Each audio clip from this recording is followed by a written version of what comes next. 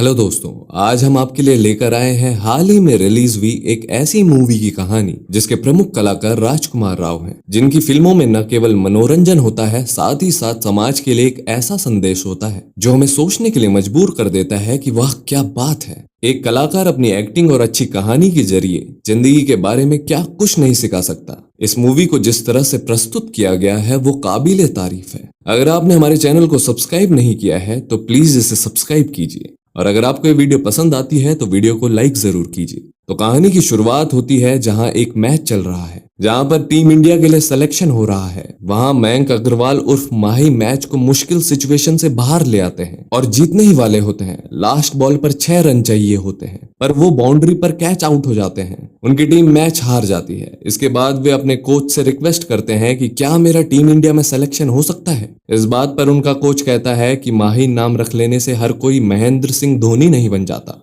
जब ये बात उनके घर पर पिताजी को पता चलती है तो वो कहते हैं कि अब ये क्रिकेट खेलना छोड़ दो और अपनी दुकान पर बैठना शुरू करो। तुमने 2 साल मांगे थे क्रिकेट के लिए, अब वो पूरे हो चुके हैं। मिस्टर माही अपने पिता को समझाने की बहुत कोशिश करता है, पर वो उनकी बात नहीं मानते। यहाँ से सीन शिफ्ट होता है जहाँ मिस्टर माही को देखने के लिए लड़की वाले आते हैं। लड़की का नाम महिमा उर्फ माही होता है और वो एक डॉक्टर है और पढ़ने लिखने में काफी तेज होती है। मिस्टर माही के पिता लड़की वालों को मिस्टर माही के बारे में बहुत बड़ा चढ़ाकर बताते हैं और कहते हैं कि इसकी वजह से मेरा बिजनेस काफी ऊंचाई पर है। इसके बाद हम देखते हैं कि मिस्टर माही और उसके पिता मिस्टर माही के छोटे भाई को लेने जा रहे होते हैं, जो एक बहुत बड़ा सुपरस्टार है जिसने अभी अभी अवार्ड जीता है और उसका नाम सिकंदर है। वहीं रास्ते में मिस्टर माही अपने पिता से कहता है कि आपको लड़की वालों से इतना झूठ बोलने की जरूरत नहीं थी। अब मिस्टर माही अपने पिता की दुकान पर बैठने लगते हैं पर उनका मन वहां नहीं लगता। यह देखकर मिस्टर माही के पिता काफी नाराज होते हैं और कहते हैं कि तुम किसी लायक नहीं हो, तुम दुकान छोड़ो और जिस लड़की से तुम्हारी शादी की बात चल रही है उसे शादी के लिए राजी करो।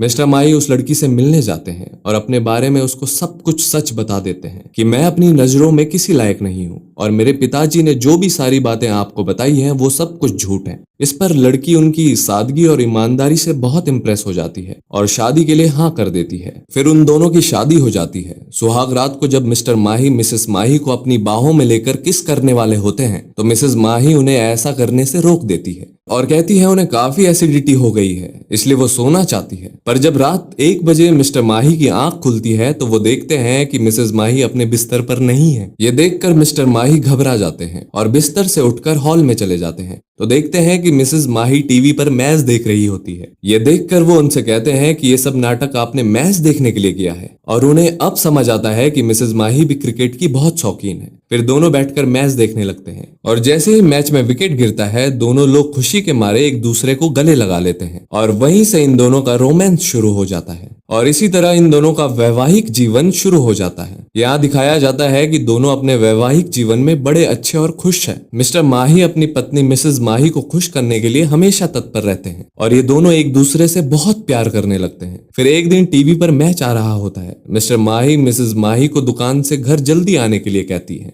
जल्दीबाजी में मिस्टर माही दुकान का ताला ठीक ढंग से बंद नहीं करते और इसी वजह से उनकी दुकान में चोरी हो जाती है। इसके बाद मिस्टर माही के पिता उनको उनकी लापरवाही के लिए बहुत खरी खोटी सुनाते हैं और उन पर हाथ उठा देते हैं। इस पर मिस्टर माही को बहुत दुख होता है, जिसे देखकर उनकी पत्नी उनसे कहती है कि तुम फिर से क्रिकेट खेलना शुरू कर दो और अपने सपने की तरफ फोकस करो। इस बात से प्रेरित होकर मिस्टर माही एक बार फिर से क्रिकेट खेलना शुरू करते हैं, पर उनका परफॉर्मेंस इतना अच्छा नहीं होता और वो खेल की तरफ अपना फोकस अच्छे से नहीं कर पा रहे होते हैं। ये देखकर उनका कोच उनसे कहता है कि तुम एक एवरेज खिलाड़ी हो और एक एवरेज खिलाड़ी का टीम इंडिया में सिलेक्शन नहीं होता, उसके लिए आपके अंदर एक्स्ट्रा टैलेंट होना चाहिए। तुम एक काम करो, तुम कोच बन जाओ और कोई एक ऐसा खिलाड़ी ढूंढो जो तुम्हारा सपना पूरा करे। इस पर मिस्टर माही कोच बनने के लिए मना कर देते हैं और कहते हैं कि एक प्लेयर के सामने एक कोच की कोई भी अहमियत नहीं होती है, लोग प्लेयर को पूछते हैं, कोच को नहीं। कुछ दिनों बाद दिखाते हैं कि मिस्टर माही के कोच का एक प्लेयर इंडियन टीम में सेलेक्ट हो जाता है और उनके कोच की पॉपुलैरिटी बहुत बढ़ जाती है। वो टीवी पर इंटरव्यू दे रहे होते हैं, उनके वीडियो वायरल हो रहे होते हैं। ये सब देखकर मिस्टर माही को अपनी गलती का एहसास होता है। वो फिर से अपने कोच के पास जाता है और कहते हैं कि सर मैं गलत था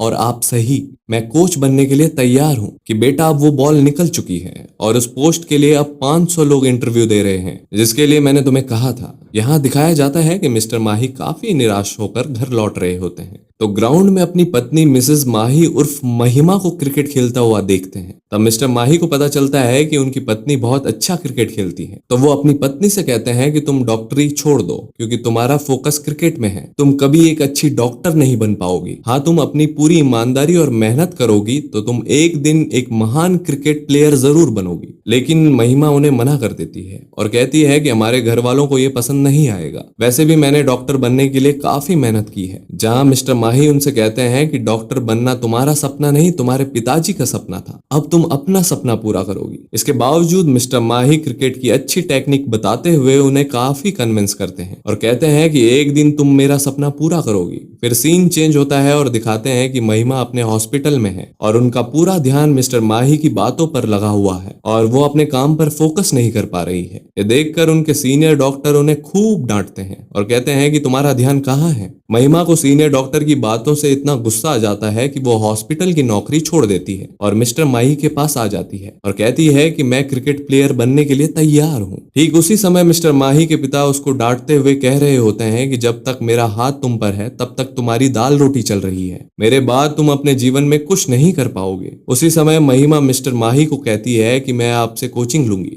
और आप मुझे क्रिकेट का एक बहुत ही बेहतरीन प्लेयर बनाओगे। तब मिस्टर माही अपने पिता के सामने कहते हैं कि देखिए, मैंने अपना प्लेयर ढूंढ लिया है और इस प्लेयर के दम पर मैं आपको कुछ बनकर दिखाऊंगा। इसके बाद मिस्टर माही महिमा को क्रिकेट की ट्रेनिंग देने लगते हैं। इधर मात्र 6 महीने बचे होते हैं प्लेयर के चयन में, लेकिन महिमा बीच बीच में अपना फोकस ठीक नहीं रख पा रही होती है। इस पर मिस्टर माही उन्हें समझाते हैं कि तुम ठीक दिशा में आगे बढ़ रही हो, अपना आत्मविश्वास बनाए रखो, अपने अच्छे प्लेयर बनने की आशा मत छोड़ो। इसके बाद चयनकर्ता के सामने मैच होता है। महिमा काफी अच्छा परफॉर्म करती है। वो एक ओवर में 5 बॉलों पर 5 छक्के मारती है और जब छठवां छक्का मारने वाली होती है तो बाउंड्री पर कैच आउट हो जाती है। यह देखकर चयनकर्ता महिमा से पूछते हैं कि जब आपने 5 बॉलों पर छक्का मार दिया था तो क्या छठी बॉल पर छक्का मारना जरूरी था। इस पर वो कहती है कि मेरे कोच ने बताया है कि अगर बॉल आपकी रेंज में है तो बॉल बाउंड्री के बाहर होनी चाहिए। इस बात को सुनकर सेलेक्टर काफी खुश होते हैं। महिमा को राजस्थान की टीम के लिए सेलेक्ट कर लिया जाता है। इस खबर से मिस्टर माही और महिमा काफी खुश होते हैं। फिर जहां महिमा का इंटरव्यू होने वाला होता है तो मिस्टर माही कहते हैं कि तुम मेरे बारे में बात करना कि मैंने तुम्हें कैसे ढूंढा, लेकिन महिमा वहां पर मिस्टर माही के बारे में कुछ नहीं बोल पाती। इस बात से मिस्टर माही काफी नाराज हो जाते हैं और उन्हें काफी दुख भी होता है। वहीं महिमा के ससुर उनको राजस्थान टीम में सिलेक्शन होने पर घर पर बहुत बड़ी पार्टी रखवाते हैं, लेकिन मिस्टर माही को इस बात का कोई क्रेडिट नहीं मिलता, जिस पर वो काफी दुखी हो जाते हैं। उसी पार्टी पर मिस्टर माही का कोच उन्हें मिलता है और कहता है कि उड़ती पतंग सबको अच्छी लगती है, लेकिन वो डोर किसी को नहीं दिखाई देती जो पतंग को बांध कर रखती है।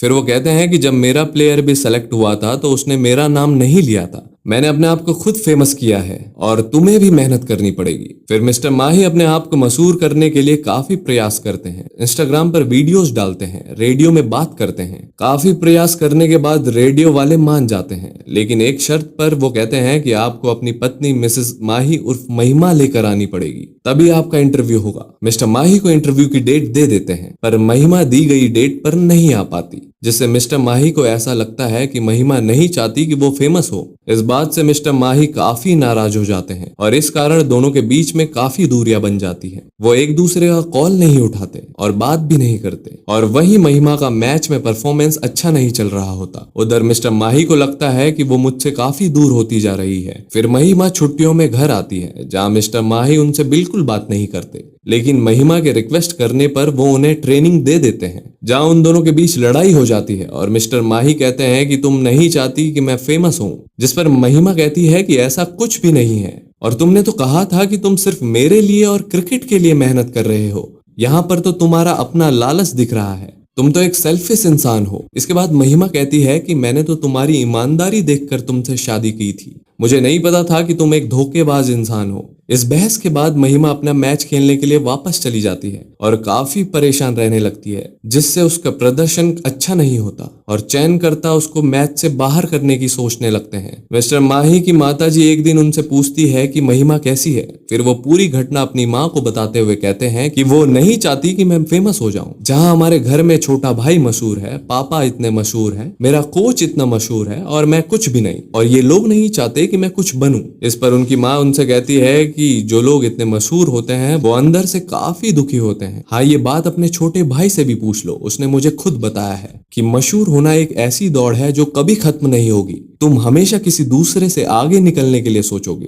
फिर वो कहती है कि जब तुम छोटे थे तब तुम्हें क्रिकेट बहुत पसंद था और महिमा के आने से पहले तुम बहुत दुखी हुआ करते थे, लेकिन महिमा तुम्हारे जीवन में क्रिकेट और खुशियां दोनों लेकर आई है। तुम उसको ऐसे मत जाने दो। तुम्हें क्रिकेट के साथ साथ एक बेहतरीन लाइफ पार्टनर भी मिला है। इस बात से प्रेरित होकर वो महिमा के पास जाते हैं और उनको सॉरी बोलते हैं। वहां महिमा का फाइनल मैच हो रहा होता है, लेकिन वो अच्छा प्रदर्शन नहीं कर पाती क्योंकि उसे चोट लगी हुई होती है। मैच के बीच में मिस्टर माही महिमा से मिलते हैं और कहते हैं कि जो भी मैंने किया है वो बहुत गलत था और तुम इस मैच में अच्छा प्रदर्शन करो या ना करो, तुम इंडिया टीम में सेलेक्ट हो या ना हो, ये मैटर नहीं करता। मैं तुम्हारे साथ हर स्थिति में खड़ा रहूंगा। फिर उनकी टीम का खिलाड़ी महिमा को बुलाने आते हैं और कहता है कि महिमा जल्दी आओ, सारे खिलाड़ी आउट हो गए हैं और 40 बॉल पर 70 रन चाहिए। फिर महिमा काफी कॉन्फिडेंस के साथ ग्राउंड पर जाती है। वो अंदर से काफी खुश होती है और एक शानदार पारी खेलकर अपनी टीम को जिता देती है और उसका परफॉर्मेंस देखकर सभी लोग काफी खुश हो जाते हैं और मिस्टर और मिसेस माही एक दूसरे को माफ कर देते हैं। फिर एक दिन उनको कॉल आता है और महिमा को पता चलता है कि वो टीम इंडिया में सेलेक्ट हो गई है। इस बात से मिस्टर माही और उसका परिवार बहुत खुश हो जाता है। फिर एक इंटरव्यू होता है जहां पर महिमा के कोच को भी बुलाया जाता है।